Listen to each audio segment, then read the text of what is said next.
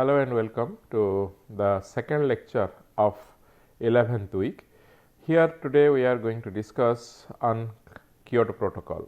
So, this is the second one followed by UNFCCC as far as our discussion on the governance aspect of climate change. So, in this we are going to discuss about the structure and targets of Kyoto Protocol, particularly with respect to 2008 to 2012. We will also try to understand various mechanisms as far as what are the flexibilities in terms of joint implementation, in terms of emission trading, and also with respect to clean development mechanisms. And in terms of phase 2, we will take another stock taking as far as Doha amendment is concerned during 2013 to 2020. So, towards end we will also have a discussion that how with respect to our metro at the national capital Delhi falls under or supports this under the framework of CDM, that is the clean development mechanism.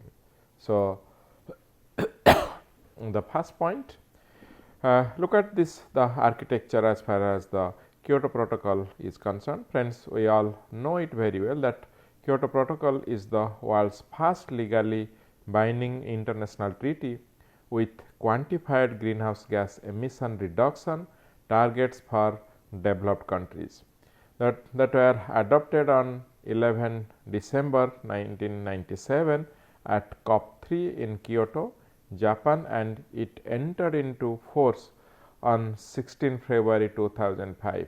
Look at the adaptation and the execution time, 11 December 97 at Kyoto and 16 February 2005 it was entered into force. So, now have a look at the framework. As mentioned, it is the first legally binding greenhouse gas reduction treaty. So, through this treaty we are talking about reducing the greenhouse gases that was adopted in COP3 and came into force in 2005. So, friend, you see we let us discuss it within two phases. Phase 1 talks about 2008 to 12 and phase 2 talks about 13 to 20. So, in terms of phase 1, 37 Annex 1 countries committed to reduce it by 5.2% of the emission level in comparison to 1990 level.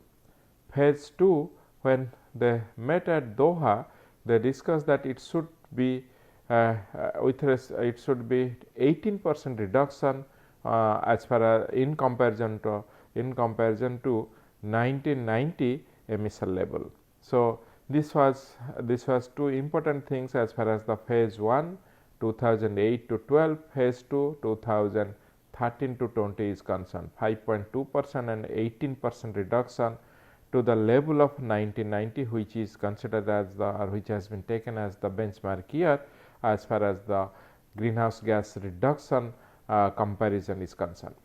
So, under this we have three flexibility mechanisms.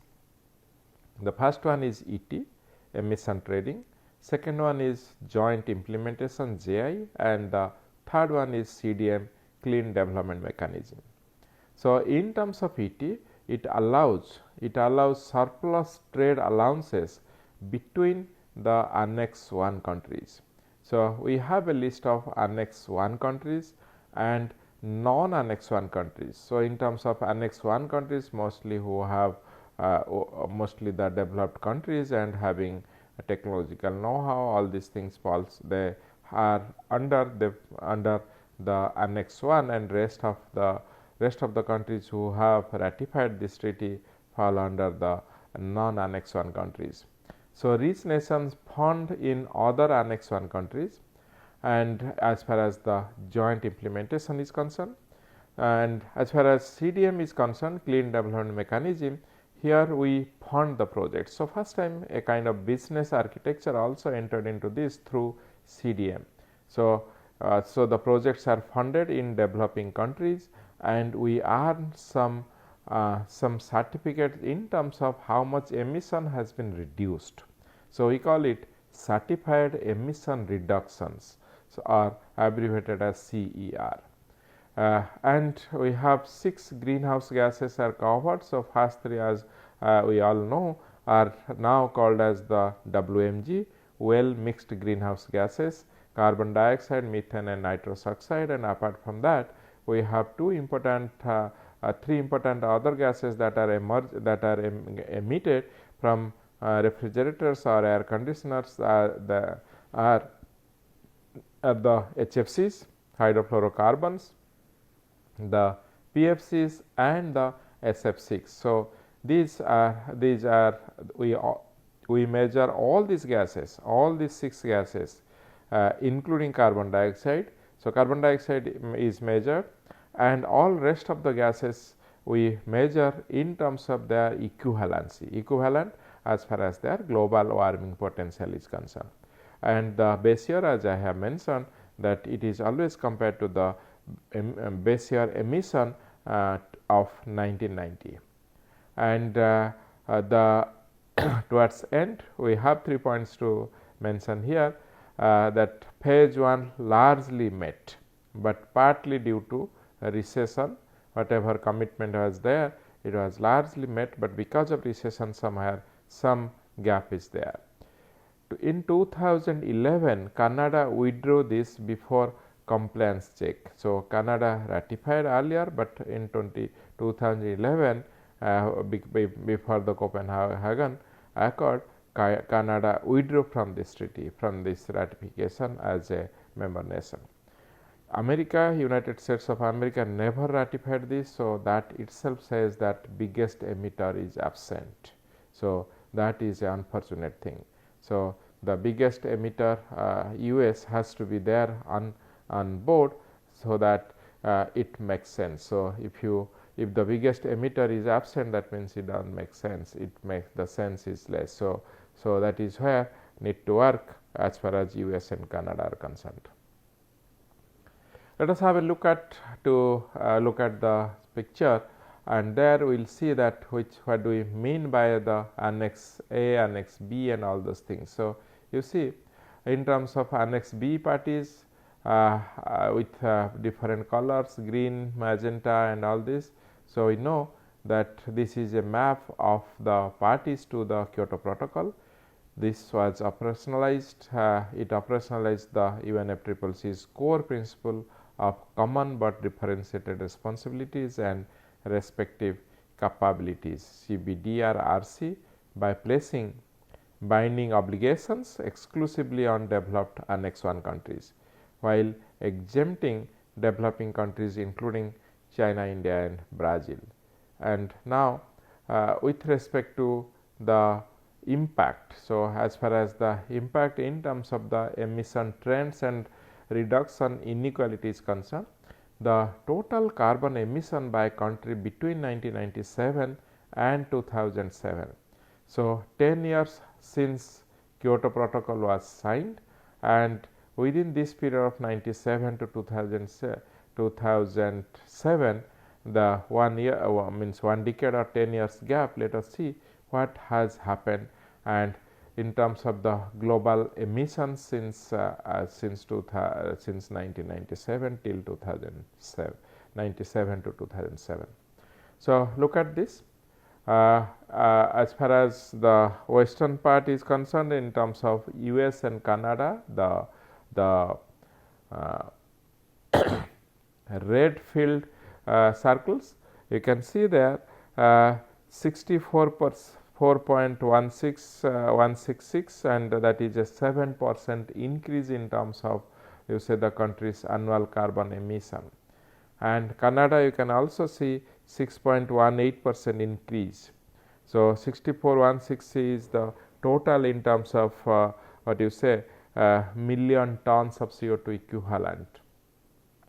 Moving on to this side, we have for Europeans, and the green for China, the Russia, Ukraine and others, blue this side for China, India and Australia, Japan, South Korea, and for Middle East we have it in kind of orange color, and a gray color for other African nations.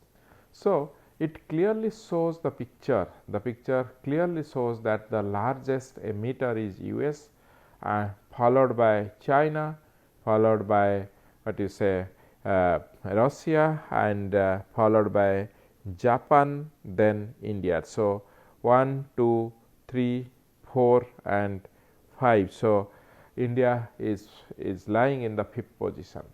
So, what you mean to say, only 13 countries, 11 European countries plus Japan and New Zealand could successfully reduce their greenhouse gas emission.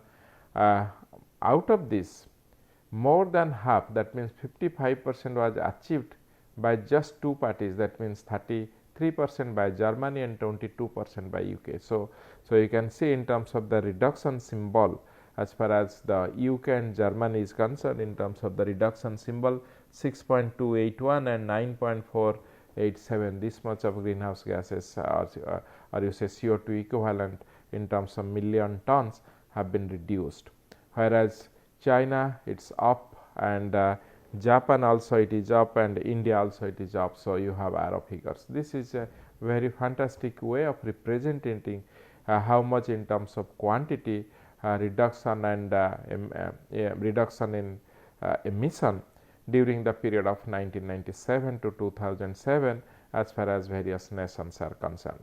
So, let us move on to the next one that talks about the structure and target during this 2007 to 2008 to 12 period. So, we all know this period, that means it is binding target for Annex 1 countries, emission reduction set relative to 1990 base level. We know 5%, 2%, 5.2% reduction, and it is applicable during the first commitment phase of 2008 to 2012. And overall the collective target that all of us, all the countries, all 198 countries who have ratified, they agreed that they will reduce it by more than 5.2% below 1990 level of greenhouse gas emission. So, differentiated national targets.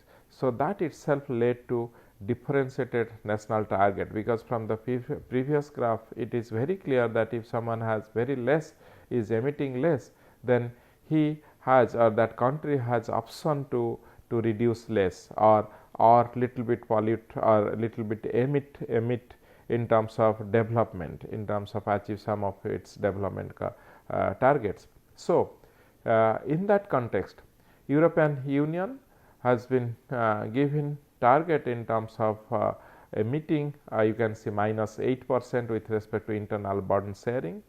United States 7%, but not ratified, and Japan 6%. You can see in terms of Australia and Iceland 8% and 10% emission is allowed, whereas European Union 8% reduction has to be done, 7% by US, Japan by 6%. So, this is a kind of differentiated national targets have been given as far as phase 1 of this is concerned during 2008 to 2012. So, greenhouse gases covered, we talked about it, all 6, these 6 particularly, the first 3 are the well mixed greenhouse gases and others as the fluorine related compounds. So, measurement standard, emissions expressed as carbon dioxide equivalent based on global warming potential from the IPCC. So, we know that all other greenhouse gases are weighted or are weighed with respect to or in comparison to carbon dioxide based on their global warming potential. So, that is as far as so accordingly we see, or we say that what is the total greenhouse gases emission with respect to carbon dioxide equivalence.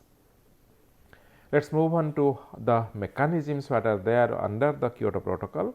As far as the flexible mechanisms are concerned, the Kyoto Protocol introduced 3 market based flexibility mechanisms that allowed Annex 1 countries to achieve their greenhouse gas emission targets without actually reducing their own emissions.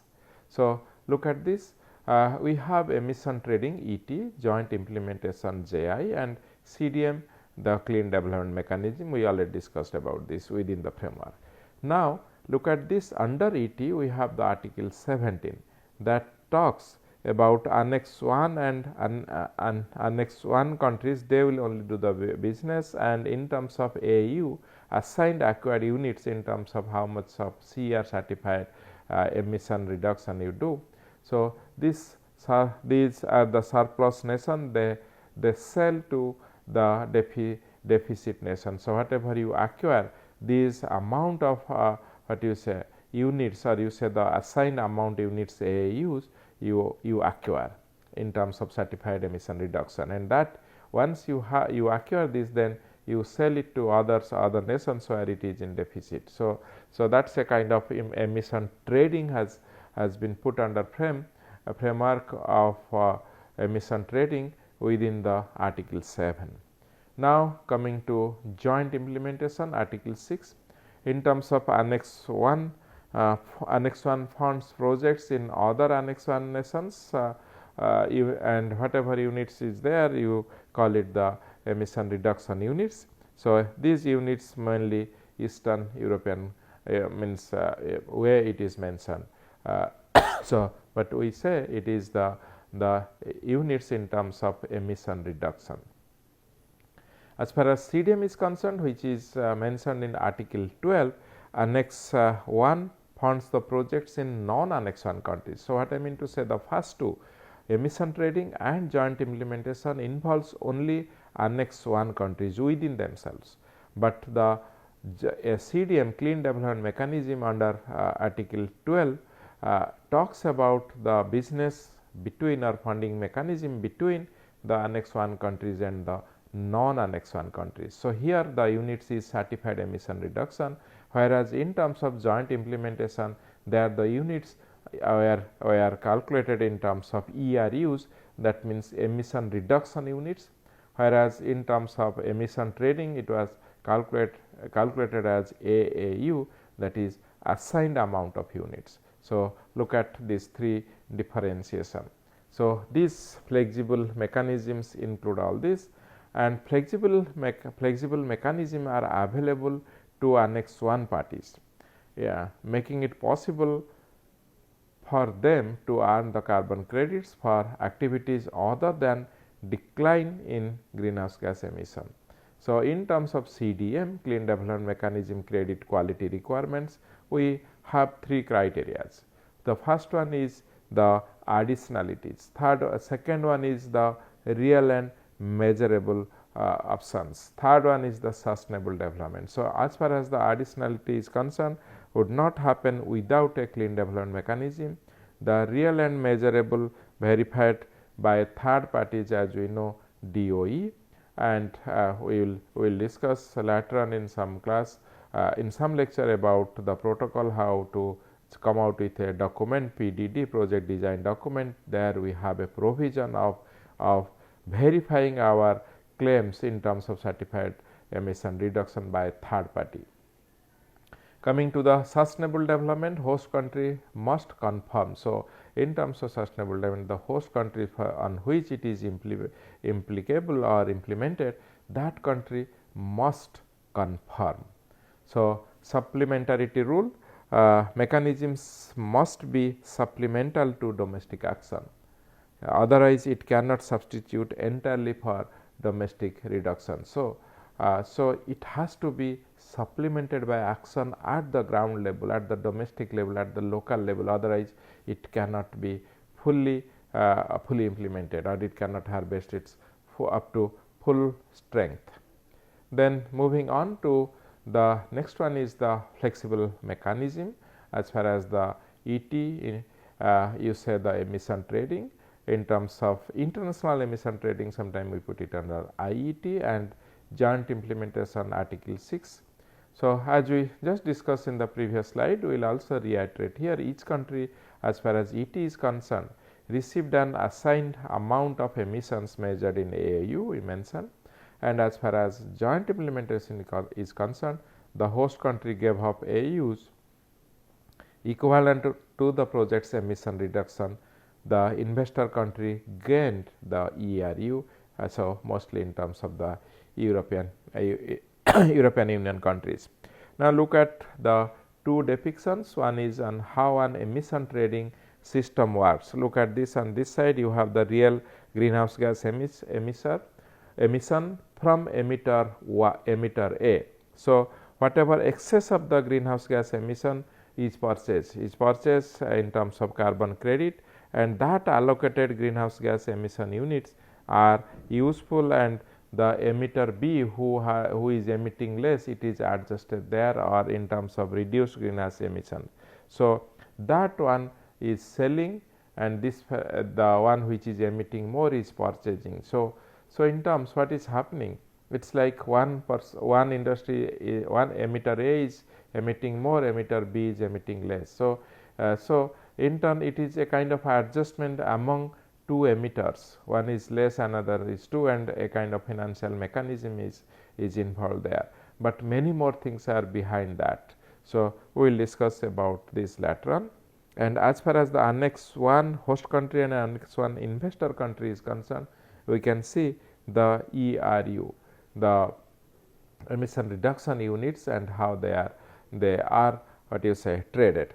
So, as of March 2015, almost 872 million ERUs were issued under the joint implementation.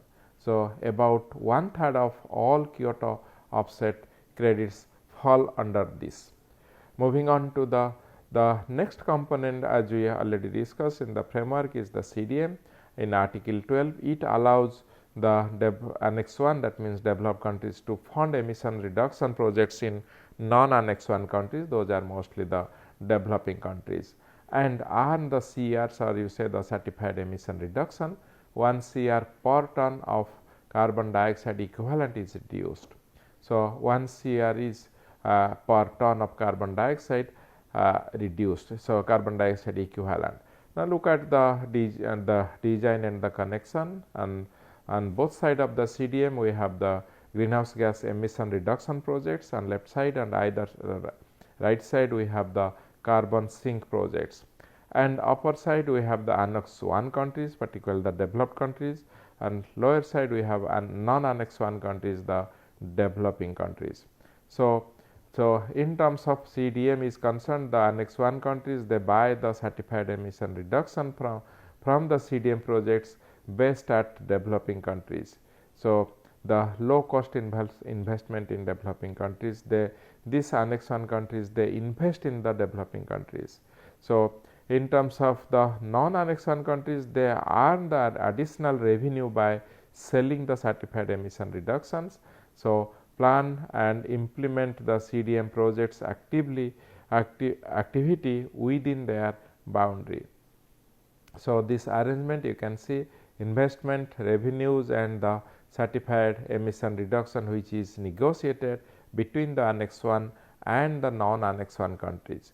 So, this gives a very clear picture as far as the mechanism of CDM, or you say the clean development mechanism, is concerned. Now, unlike emissions trading and JI projects, under the CDM create new Kyoto units and their acquisitions by Annex 1. So, parties increase both total assigned amount available for those Annex 1 parties collectively, and they are allowed also allowable level of emissions. So, CDM projects results fulfill three types of Kyoto units, as you see: certified emission reduction, and also you have temporary CR, long term CRs. So, ICRs and means LCRs and TCRs. So, both in terms of long term CRs, you say LCRs, both of which may be issued for projects that enhance removals through afforestation and reforestation projects. For each project to earn CRs, it has to pass 3 levels. Look at the 3 levels through which any project which are claiming to what you say which are claiming certified emission reduction has to pass through. So, first is the additionality. It talks about the emission reduction would not have occurred without CDM revenue. So, that means a kind of pre and post scenario. Now, what was the scenario before plantation? It was a barren land. If it is a grassland before plantation, then that part of the carbon photosynthesis or the sequestration has to be negated because of or the replacement of the new land cover, that is the plantation. So, what is the additional emission reduction that has to be proven. Second is the measurability. So, the reduction can be quantified and variable and verified. So, we have to come out with a scientifically valid repetitive methodology that can be used for verifying the claim in terms of emission reduction. The third is the sustainable development contribution. The host country's designated national authority must certify the SD benefit. So, this sustainable development benefit should be certified by individual nations DNA. We have the designated national authority for each nation. As far as India is concerned, Ministry of Environment, Forest and Climate Change is our DNA. So, this is what is the main infrastructure and linkage as far as the clean development mechanism is concerned. And next is our phase 2, particularly the Doha Amendment 2012 to 2020. So, COP 18 in Doha happened in 2012. So, the Kyoto Protocol was extended into the second commitment period from 2013 to 2020, which is known as the Doha Amendment. It sets in this Doha Amendment, particularly the COP 18, it set a more ambitious collective target of at least 18% below the 1990 level. So, earlier in the phase 1 we said that 5.2%, now is a 18% below the 1990 level. So, it is still a more ambitious level of commitment or target, so that we can achieve net zero faster. So, the US, Canada, Japan and Russia all declined to participate, leaving only the European Union, Australia, Switzerland and a handful of smaller developed countries. So, many of these big and what you say large polluters, dominant polluters, you see US, Canada, Japan and Russia, they declined to participate in this phase 2 commitment.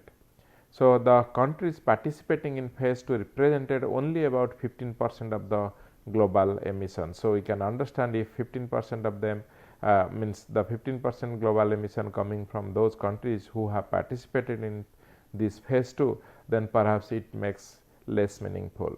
But let us see at the next one at 2001 in Marrakesh Accords, what happened in the purpose is in terms of COP 7, purpose is detailed rule book for implementing the Kyoto Protocol, and we have come out with a lot of accounting and reporting rules and adaptation and financial report that support the developing countries.